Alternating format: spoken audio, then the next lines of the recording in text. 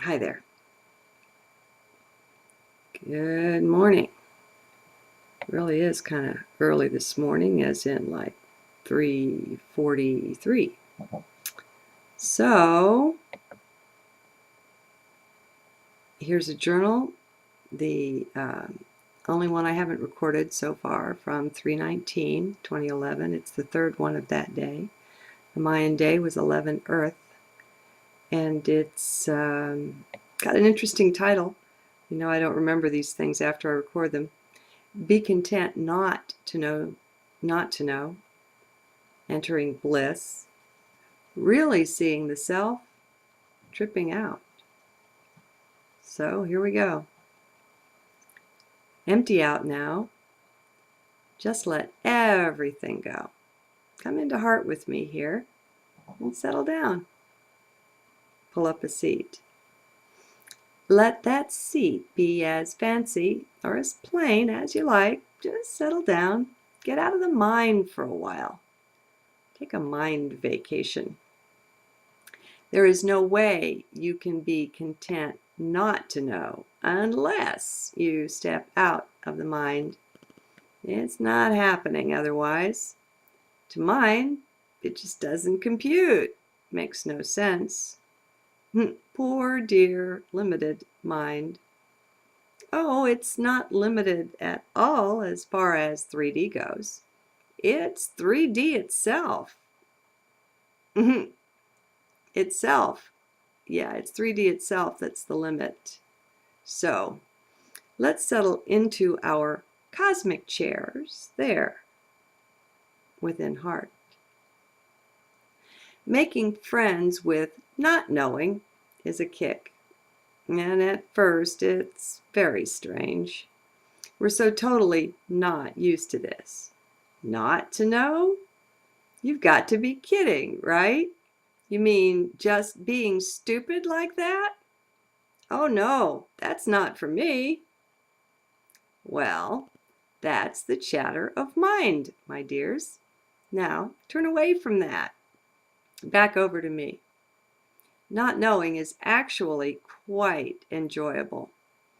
You've never been so unlimited as when you determine it's okay to simply not know. Realize here that it is only mind wanting to do all of this knowing and solving and fixing and all the endlessness of this. Can you see this? It's only mind. As I've said so often, mind is fine in its own territory, and it's great for those things, just not so great for consciousness. Mind is a more limited form of that. Had you ever looked at it that way? It's quite a trip. Mind, 3D mind, is a limited form of consciousness. There, I've said it plainly. Try that on for a bit. Just how limited do you want to be? There's a question for you. The choice to be limited is not one many of us would make consciously.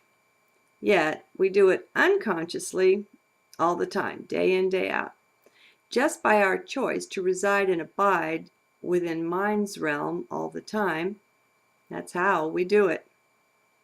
No, of course you don't want to be limited, right? Well then, quit knowing so much. Be in heart now. Yes, I recognize the paradox there.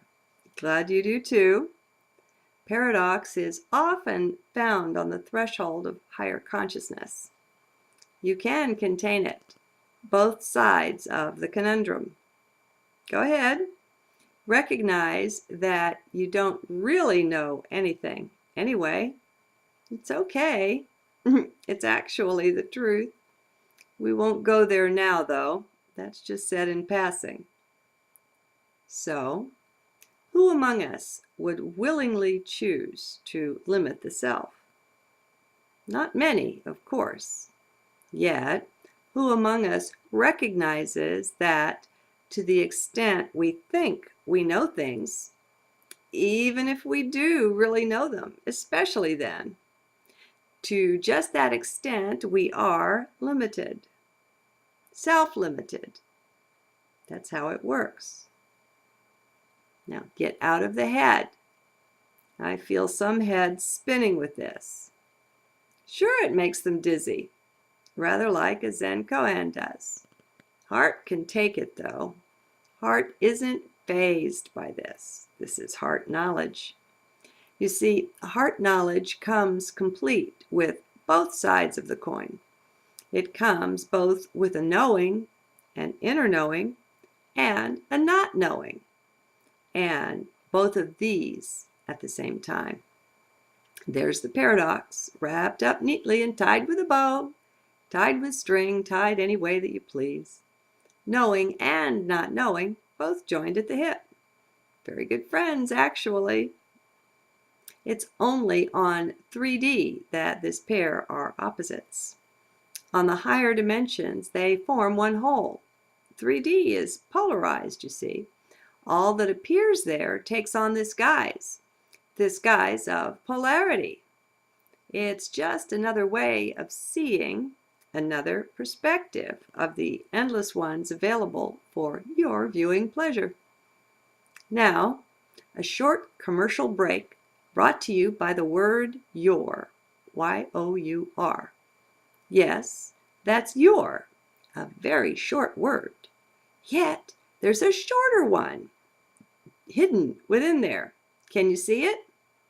Ah, of course. And it is the word our, O-U-R. So, please do notice how our is hidden within every your that you'll ever find. So, that's our break. Hope you enjoyed it. Brought to you by your. Just remember, next and every time you use the word your, that our is coming along for the ride. We're contained right inside there, very neatly too, our within your. In the Old English, the Y letter often stands for ye or you. Thus, the you would then be our that belongs to ye or you. Your, our. There's a tongue twister, a mind pretzeler too. Ha! Ain't life grand? You bet it is. Keep your own eyes open. Keep your our eyes open. While I close one of mine with a wink. Some other day I'll do a commercial for the word mine. It's quite enjoyable and friendly too, but meanwhile, moving on. Okay, so only on 3D do opposites exist, or seem to be opposites. When viewed from higher perspective or frequency, they are seen instead for the whole that they present. Present in the present. There, isn't that fun? Ta-da! Believe it or not, we're in the midst of both fun and of unraveling some of the control matrix, that which works through the language, that runs just beneath the surface of awareness. That's the most powerful locus for control, just beneath conscious awareness. Remember, the conscious mind is less than 15% of the whole. Your mind is far, far deeper than the conscious awareness has yet reached. And we're run by that percent that's underneath there, pretty much. Well, a funny thing happens as we enter higher consciousness. From our more elevated frequency perch or position, we can see more into the mind. We can see more of the mind. The subconscious, seen from here, becomes more conscious. It's very strange. Just thought I'd alert you to that oddity. There we go again into paradox. To go up in that way is to go down. Up in consciousness, down into the depths of the unconscious. Whee! Both up and down and at the same time. Isn't that fun? Are we having fun yet? I know I am. How about you?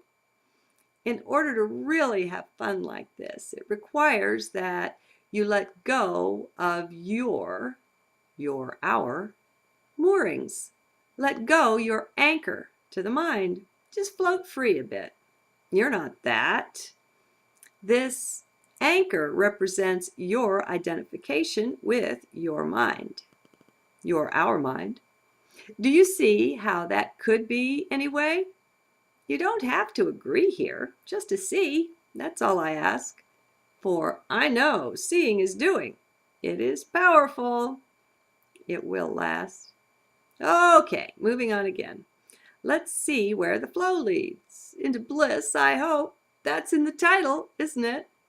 Normally, the title is the very last thing to come, but sometimes, like this one, it is there first, whole and complete. So, bliss it is. Where and how shall we find that? Stupid question, my dears. Enter within. Hang out on your insides for a change. Surely we've all spent enough time on the outside.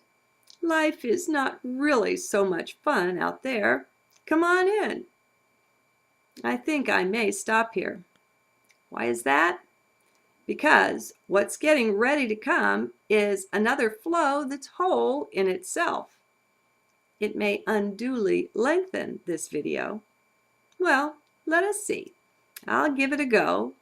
Well, and quite literally. I'll just keep going, and we'll see together.